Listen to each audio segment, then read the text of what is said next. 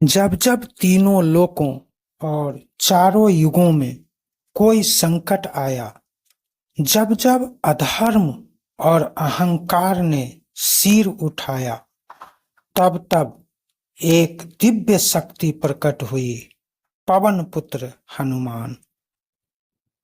हम सब ने हनुमान जी की शक्ति को पूजा है, उनकी भक्ति में डूबे हैं। लेकिन क्या आप जानते हैं उनके जीवन के कुछ ऐसे रहस्य जिन्हें जानना तो दूर कोई सोच भी नहीं सकता। आज हम आपको ले चलेंगे एक ऐसी यात्रा पर जहां खुलेंगे हनुमान जी के 10 ऐसे रहस्य जो आपको हैरान कर देंगे और आपकी भक्ति को और गहरा बना देंगे। तो तैयार हो जाइए हनुमान जी के 10 रहस्य जानने के लिए। अंतिम 2 रहस्य जानकर आप चौंक जाएंगे। संकट कटै मिटे सब पीरा, जो सुमरै हनुमत बलबीरा। कलयुग के सबसे शक्तिशाली देवता हनुमान जी सशरीर हमारे बीच हजारों वर्ष पूर्व से थे, अभी हैं और सदा रहेंगे। वे आज भी धरती पर विचरण करते हैं। वे कब कब कहाँ कहाँ रहते हैं, उनका दर्शन हम कैसे कर सकते हैं, कैसे उनकी आराधना करें कि वे हमारे सभी कष्टों बाधाओं को दूर कर सकें, आदि अनेक प्रश्नों का जवाब इस वीडियो में मिलने वाला है। आज केवल 10 रहस्यों का जिक्र करने वाले हैं। एक एक रहस्य जानकर आप दंग रह जाएंगे। अंतिम 2 रहस्य जानकर आप स्वयं महसूस करेंगे कि आज के इस वीडियो को देखकर आपने जीवन का सबसे महत्वपूर्ण कार्य किया है। अंत तक वीडियो को अवश्य देखिएगा, क्योंकि ऐसी जानकारी अन्यत्र दुर्लभ है। दोस्तों, मैं हूं एनपी सुशील और इस समय मैं आपका हार्दिक स्वागत कर रहा हूं चैनल नागा साधना पर। दोस्तों, चारों युगों में एकमात्र हनुमान जी के प्रताप से ही प्रकाश है। हनुमान जी अपने उन भक्तों पर विशेष कृपा रखते हैं जो किसी द्वंद्व में न रहकर केवल उनकी ही स्तुति करते हैं। हनुमान जी को छोड़कर किसी अन्य देवता में चित्त धरने की कोई आवश्यकता नहीं है। जो साधक इधर उधर भटकते रहते हैं, उनकी हनुमान जी कोई सहायता नहीं करते हैं। श्री राम की कृपा के लिए आपको हनुमान जी को ही खुश करने की जरूरत है, क्योंकि हनुमान जी की आज्ञा के बिना कोई श्री राम तक पहुंच ही नहीं सकता। आप डायरेक्ट श्री राम तक पहुंच ही नहीं सकते। यदि हनुमान जी को खुश कर लेते हैं तो आपको श्री राम की कृपा तुरंत मिल जाएगी। हनुमान जी के शरण में जाने से आपको सभी सुख सुविधा तो प्राप्त हो ही जाएगी, साथ में आपके ऊपर आने वाले सारे संकटों को आप तक पहुंचने से पहले ही हनुमान जी दूर भगा डालते हैं। हनुमान जी आपके शत्रुओं को छोड़ते नहीं, हाँ, कुछ समय अवश्य लगाते हैं। पूरी तरह जांच परख करने के बाद ही वे आपके शत्रुओं को छूते हैं। हनुमान जी की सबसे बड़ी विशेषता यह है कि वे किसी निर्दोष को सजा नहीं देते हैं और दोषी को नेस्तानाबूत भी कर डालते हैं। आप सच्चे मन से, पूर्ण विश्वास से हनुमान जी की शरण में चले आवें, भटके नहीं। फिर देखिए अपने जीवन में चमत्कार। हनुमान जी हमारे सबसे बड़े रक्षक हैं। हमें किसी भी अन्य देवी देवता, बाबा, तांत्रिक, ज्योतिष आदि के बातों में फंसने की कोई जरूरत ही नहीं।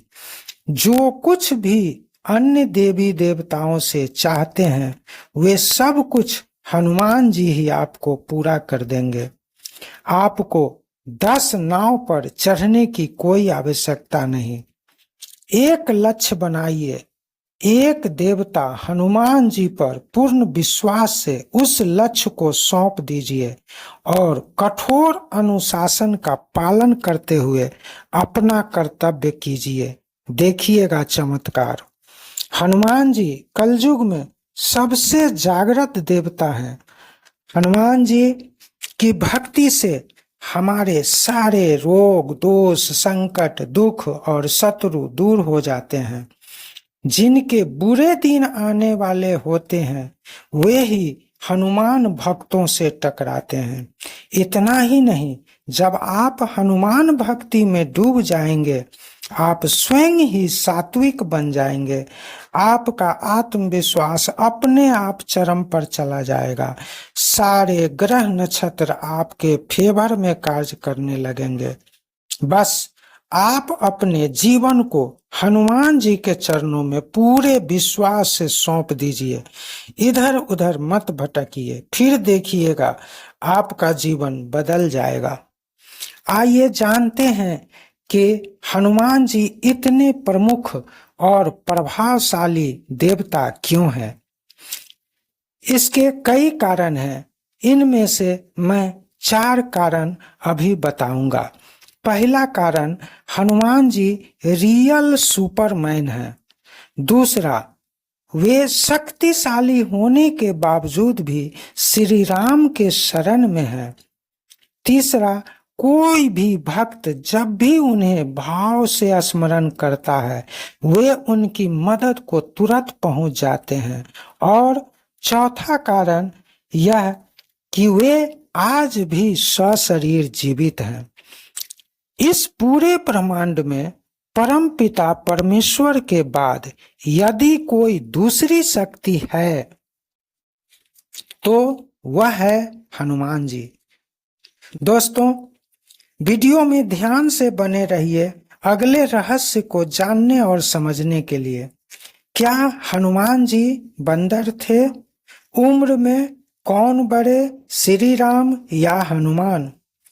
आइए जानते हैं इन प्रश्नों का नए शोध के अनुसार जवाब। शोधकर्ताओं के नवीनतम जानकारी के अनुसार भारत में आज से 9 लाख वर्ष पूर्व एक विलक्षण वानर जाति हुआ करती थी जो बल और बुद्धि में आज के विकसित मानव से बहुत ज्यादा उन्नत थी। उस वानर जाति को कपि कहा जाता था। हनुमान जी का जन्म इसी कपि नामक वानर जाति में हुआ था। हनुमान जी और प्रभु श्री राम हम उम्र हैं। दोनों ही महाशक्तिशाली देवताओं का जन्म नवीनतम शोधों के अनुसार आज से तकरीबन 7,500 वर्ष पूर्व हुआ था। प्रभु श्री राम का जन्म अयोध्या में तो हनुमान जी का जन्म हरियाणा के कैथल, जिसे तब कपि स्थल कहा जाता था, हुआ था। हनुमान जी की माता का नाम अंजना है जो एक अप्सरा थी। उनके पिता का नाम केसरी है जो वानर जाति के थे और कपि स्थल के राजा थे। माता अंजना के कारण उन्हें आंजनेय और पिता केसरी के कारण केसरी नंदन कहा जाता है। वैसे हनुमान जी के जन्म स्थल पर शोधकर्ताओं की एक मत नहीं है। अलग अलग ग्रुप के शोधकर्ताओं की अलग अलग मत है। कुछ शोधकर्ता मानते हैं कि हनुमान जी का जन्म गुजरात के डांग जिले के अंजना पर्वत में स्थित अंजनी गुफा में हुआ था। तो कुछ शोधकर्ता मानते हैं कि हनुमान जी का जन्म झारखंड राज्य के गुमला जिला स्थित आंजन ग्राम की एक गुफा में हुआ था। कुछ अन्य शोधकर्ता टीम का मानना है कि हनुमान जी का जन्म ऋषि मातंग के आश्रम में हुआ था। कर्नाटक में हम्पी के निकट राम भक्तनी सबरी के नाम से एक गुफा है। इसी स्थान पर सबरी के गुरु ऋषि मतंग का आश्रम है। इस आश्रम को भी लोग हनुमान जी का जन्म स्थल मानते हैं। कहा जाता है कि मतंग नाम के आदिवासी समुदाय से हनुमान जी का गहरा रिश्ता रहा है। वाल्मीकि रामायण के अनुसार हनुमान जी का जन्म कपि स्थल है, इसी कारण यह सर्वमान्य है। अब जानते हैं एक और प्रमुख रहस्य के बारे में। हनुमान जी कलयुग के अंत तक सशरीर रहेंगे। वे आज भी धरती पर हैं और स्वच्छंद विचरण करते रहते हैं। हनुमान जी को धर्म की रक्षा के लिए अमरता का वरदान प्राप्त है। वे भगवान के भक्तों और धर्म की रक्षा में लगे हुए हैं। अगला रहस्य जानने से पूर्व वीडियो को लाइक अवश्य करें ताकि हनुमान जी के गुप्त रहस्य जानने का फल आपको प्राप्त हो सके। पौराणिक सनातन ग्रंथों के अनुसार कलयुग में श्री राम का नाम लेने वाले और हनुमान जी की भक्ति करने वाले ही सुरक्षित और धर्मज्ञ हो सकते हैं।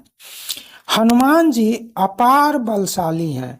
उनके वीरता का कोई सानी नहीं है।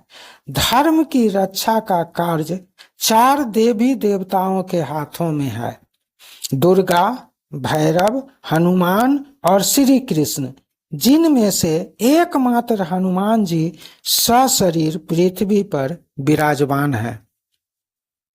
अगला रहस्य जानने से पूर्व इस वीडियो को अपने दोस्तों के बीच शेयर जरूर कर दीजिए ताकि उन्हें भी हनुमान भक्ति की जानकारी मिल सके।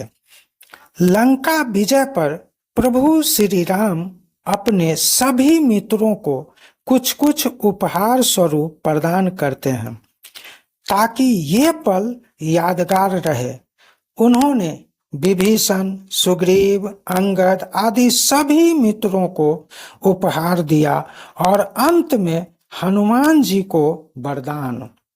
उन्होंने हनुमान जी को वरदान दिया, हे कपि श्रेष्ठ हनुमान, इस संसार में जब तक मेरी कथा जीवित रहेगी तब तक तुम्हारी कीर्ति अमर रहेगी। कलयुग में हनुमान जीवित रहकर पृथ्वी पर राम भक्तों और धर्म की रक्षा करेंगे। मेरी कृपा भक्तों को तभी मिलेगी जब हनुमान चाहेंगे। अगला रहस्य सुनकर आप चौंक जाएंगे, क्योंकि यह रहस्य आज के अधिकांश राम भक्त नहीं जानते हैं। लेकिन इस महत्वपूर्ण रहस्य को जानने से पूर्व आपको एक छोटा सा काम करना है। कमेंट में जाकर जय श्री राम लिख देना है। आप सभी जानते होंगे कि 4 युग हैं, सतयुग, त्रेता युग, द्वापर युग और कलयुग। हनुमान चालीसा में एक चौपाई है, चारों युग प्रताप तुम्हारा है प्रसिद्ध जगत उजियारा। इस चौपाई का अर्थ है, हे हनुमान, आपका प्रताप चारों युगों में फैला हुआ है और आपके यश से ही यह संसार प्रकाशित है। सतयुग में हनुमान जी रुद्र अवतार लेकर सृष्टि के कल्याण हेतु कार्य किए थे। शिव जी ने उन्हें राम नाम का रसायन दिया, तभी से वे राम को बिना देखे सुने उनका नाम जपने लगे। त्रेता युग में हनुमान जी अंजना और केसरी के पुत्र के रूप में प्रकट हुए और वे प्रभु श्री राम के भक्त बनकर उनके साथ छाया की तरह रहे। द्वापर युग में हनुमान जी भीम का अहंकार तोड़ते हैं। भीम को महाबली होने का अहंकार हो गया था। तब हनुमान जी अचानक भीम के मार्ग में अपनी विशालकाय पूंछ फैलाकर आराम करने लगते हैं। भीम क्रोध में हनुमान जी से पूंछ हटाने को कहते हैं। हनुमान जी बोलते हैं, मैं तो विश्राम कर रहा हूं, तुम मेरी पूंछ हटाकर अपना मार्ग बना लो और चले जाओ। भीम अपनी पूरी ताकत लगा देता है, किंतु हनुमान जी के पूंछ को टस से मस नहीं कर सका। इस प्रकार भीम को अपने सर्वशक्तिशाली होने के अहंकार को हनुमान जी चूर चूर कर डालते हैं।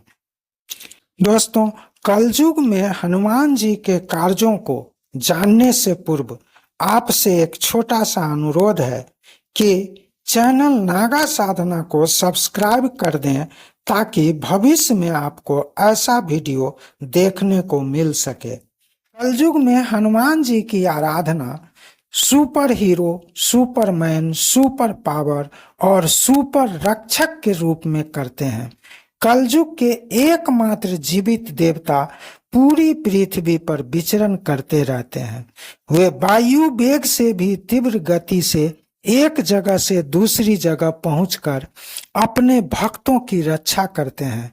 यदि किसी दुष्ट ने हनुमान भक्तों को तंग करने की कोशिश की, उनके खिलाफ षड्यंत्र रचने की कोशिश की, तो हनुमान जी उस दुष्ट को ऐसी सजा देते हैं जैसी सजा दुनिया का कोई भी जज नहीं दे सकता। कलयुग में हनुमान जी सबसे ज्यादा पूजे जाने वाले देवता हैं।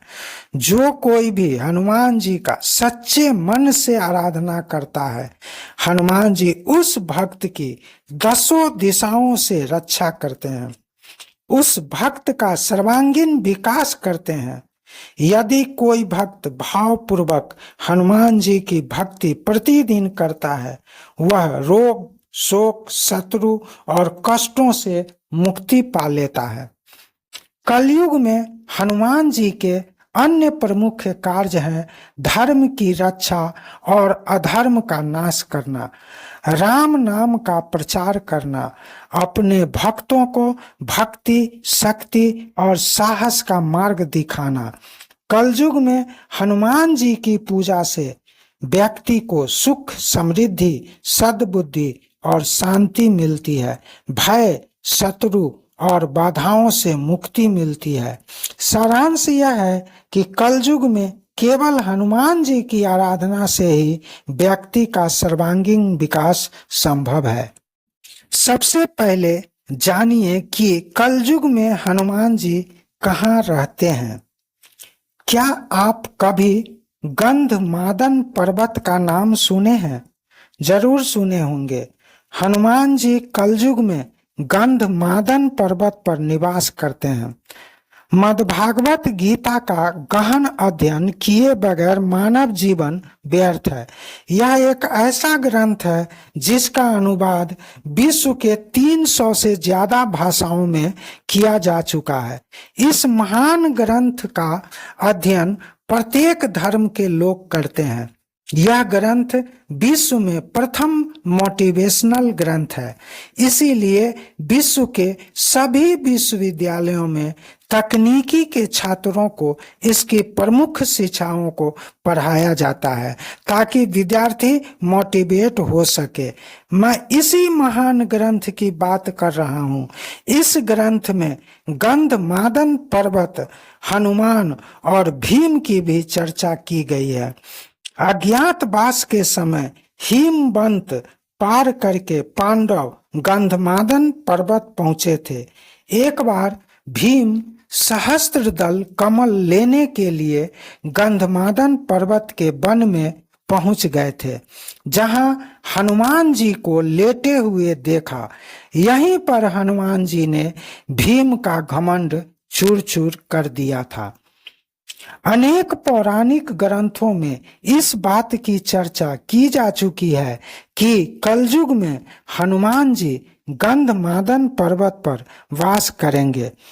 इसकी पुष्टि गीता में भी की गई है। सनातन ग्रंथों का कहना है कि गंधमादन पर्वत के विशालकाय क्षेत्र में देवता रमन करते हैं। इसी पर्वत पर कश्यप ऋषि ने भी तपस्या की थी। गंधमादन पर्वत पर किसी भी वाहन से नहीं जाया जा सकता है। वहां पर देवी देवता, ऋषि मुनि, सिद्ध पुरुष, चारण, विद्याधर, गंधर्व, अप्सराएं और किन्नर निवास करते हैं। गंधमादन पर्वत हिमालय के कैलाश पर्वत के उत्तर दिशा में स्थित है। आज के भौगोलिक स्थिति की बात करें तो यह पर्वत तिब्बत के इलाके में पड़ता है। दोस्तों, अगला रहस्य बताने से पूर्व एक विनती अवश्य करूंगा। ऐसी ज्ञानवर्धक वीडियो बनाने में काफी समय लगता है। पूरा वीडियो अवश्य देखिए, तभी आप कुछ जान पाएंगे। अब जानिए कौन था मकर ध्वज। अहिरावण का नाम तो आप सब ने सुना होगा। मकर ध्वज अहिरावण का मुख्य द्वारपाल और उनके सबसे वीर योद्धा थे। मकर ध्वज को परास्त करने में हनुमान जी को भी काफी पसीना बहाना पड़ा था। मकर ध्वज को अहिरावण ने पातालपुरी का रक्षक नियुक्त कर रखा था। हनुमान जी की तरह ही मकर ध्वज भी महाबली था। माना जाता है कि लंका दहन के बाद हनुमान जी समुद्र में चले गए थे ताकि उनके पूंछ में लगी आग बुझ सके। उनके पसीने से मकर ध्वज का जन्म हुआ था। अतः मकर ध्वज हनुमान जी का ही पुत्र था। हनुमान जी ने अहिरावण का वध करने के लिए मकर ध्वज की सलाह से पंचमुखी रूप धारण किया, तभी वे अहिरावण का वध कर पाए।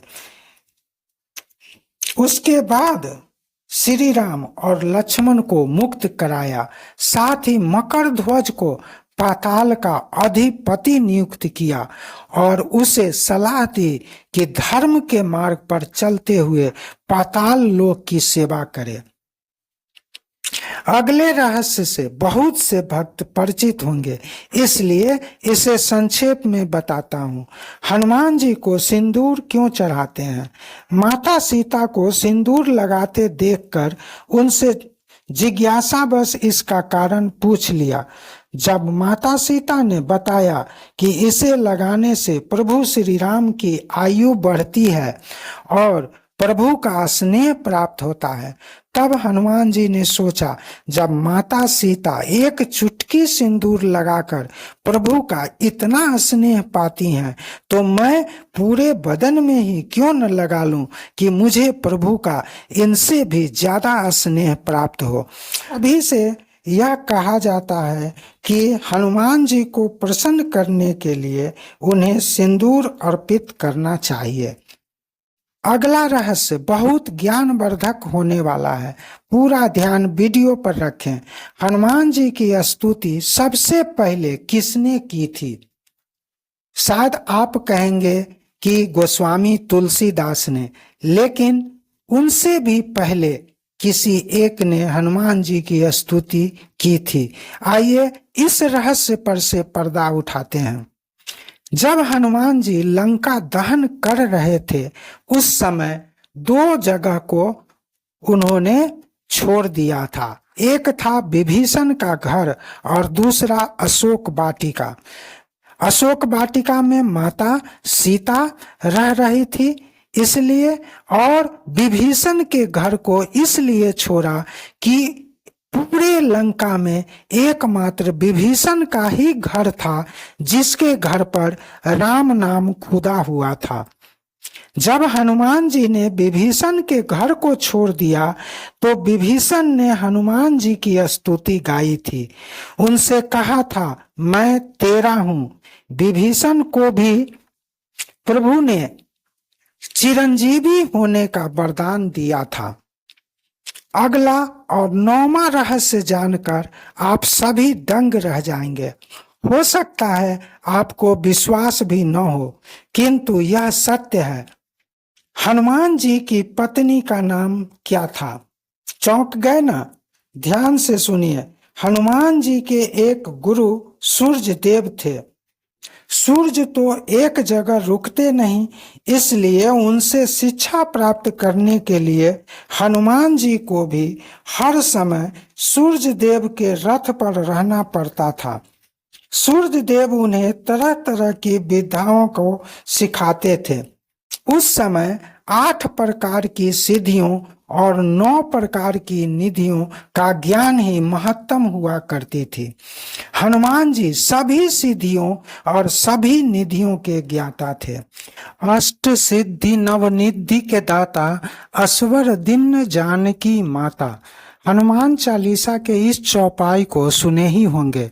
जब सूर्य देव ने हनुमान जी को 5 प्रकार की विद्याएं सिखा दी, तो अब आगे की विद्याएं सिखाने से हाथ खड़े कर दिए, क्योंकि शेष विद्याओं को केवल विवाहित को ही सिखाया जा सकता था। हनुमान जी उस समय विवाहित नहीं थे, इसलिए उनको शेष विद्याएं नहीं दी जा सकती थी। उधर हनुमान जी पूरी विद्या लेने का प्रण कर चुके थे। वे किसी भी हाल में पूरी शिक्षा प्राप्त करना चाहते थे।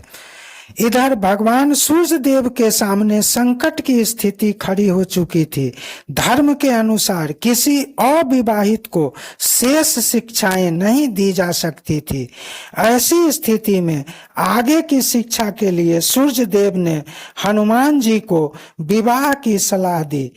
अपने प्रण को पूरा करने के लिए हनुमान जी को सूर्य देव की परम तपस्वी पुत्री सुवर्चला से शादी करनी पड़ी। विवाहोपरांत सुवर्चला पुनः तपस्या में लीन हो गई और हनुमान जी की अधूरी शिक्षा भी पूरी हो गई। शारीरिक रूप से दोनों की ब्रह्मचर्य कायम रही। आंध्र प्रदेश के खम्मम जिले में एक मंदिर अभी भी है, जो प्रमाण है हनुमान जी के विवाह का। इस मंदिर में हनुमान जी की प्रतिमा के साथ उनकी पत्नी सुवर्चला की प्रतिमा भी विराजमान है। यहाँ दर्शन के लिए देश विदेश से लोग आते हैं। ऐसी मान्यता है कि हनुमान जी के उनकी पत्नी के साथ दर्शन करने के बाद पति पत्नी के बीच चल रहे सारे विवाद समाप्त। दोस्तों, यदि अभी तक आपने कमेंट में कुछ नहीं लिखा, तो 10वां रहस्य जानने से पूर्व कृपया कमेंट में जय हनुमान लिख दें। अब दिल थाम कर जानिए 10वें रहस्य को। एक वेबसाइट का दावा है कि प्रत्येक 41 साल बाद हनुमान जी श्रीलंका के जंगलों में प्राचीन काल से रह रहे आदिवासियों से मिलने आते हैं। ये आदिवासी मातंग नाम से जाने जाते हैं। उल्लेखनीय है कि कर्नाटक में पंपा सरोवर के पास मातंग ऋषि का आश्रम है, जिनसे हनुमान जी का गहरा संबंध रहा है। वेबसाइट सेतु एशिया, जो एक आध्यात्मिक संगठन भी है, का दावा है कि हनुमान जी का मातंग ऋषि और श्रीलंका के मातंग आदिवासी कबीले से गहरा संबंध है। वे एक निश्चित अवधि के बाद इन दोनों जगहों पर आज भी आते रहते हैं। सेतु के अनुसार हनुमान जी और मातंग कबीले का इतिहास रामायण काल से ही जुड़ा है। भगवान राम के स्वर्ग चले जाने के बाद हनुमान जी अकेला पड़ गए थे, इसलिए वे दक्षिण भारत के जंगलों में चले गए थे। वहां मातंग नामक आदिवासी कबीले ने उनकी खूब सेवा की थी। जब हनुमान जी वहां से जाने लगे, तब उन्होंने वादा किया कि वे हर 41 वर्ष बाद उनसे मिलने आया करेंगे और उन्हें ब्रह्म ज्ञान देंगे। यह परंपरा आज भी जीवित है। कबीले का मुखिया हनुमान जी के साथ की बातचीत को एक बुक में दर्ज करते हैं। सेतु नामक आध्यात्मिक संगठन इस बुक का अध्ययन कर उसका खुलासा करने का दावा करता है। अंत में सबसे काम की बात अवश्य जानना चाहिए, हनुमान जी की कृपा कैसे प्राप्त करें। हनुमान जी बहुत जल्द प्रसन्न हो जाते हैं, किंतु आपको भी कुछ सुधार करनी होगी। आप मन, कर्म और वचन से पवित्र रहें, अर्थात झूठ ना बोलें, किसी पर आरोप न लगाएं, किसी प्रकार का नशा न करें, जीवन में सात्विक आहार ग्रहण करें, किसी को सताए नहीं, शक्ति का दुरुपयोग ना करें, अहंकार ना करें और सदा सकारात्मक रहते हुए सज्जनों और संतों की संगति को अपनावें। इसके बाद ही हनुमान जी को स्मरण करें, उनकी भक्ति श्रद्धा और भाव से करें। नित्य हनुमान चालीसा और सप्ताह में एक दिन मंगलवार या शनिवार को सुंदर कांड का पाठ करें। आपके जीवन की सारी बाधाएं दूर हो जाएंगी। ये सारी बातें सपरिवार ग्रहण करें तो आपके परिवार को कभी मुश्किलों का सामना नहीं करना पड़ेगा। हनुमान जी को आप जब भी स्मरण करेंगे तुरंत आपकी सहायता के लिए पहुंच जाएंगे। आशा करता हूं इस पूरे वीडियो को देखने सुनने के बाद अब आपके मन में कोई दुविधा नहीं बची होगी। अभी से हनुमान जी को अपना देवता मन, कर्म और वचन से मान लीजिए, आपका कल्याण होना ही है। अब मुझे आज्ञा दीजिए, शीघ्र ही मिलते हैं अगले वीडियो में एक नई जानकारी के साथ। अभी तक वीडियो में धैर्य पूर्वक बने रहने के लिए आपका आभार, बहुत बहुत धन्यवाद।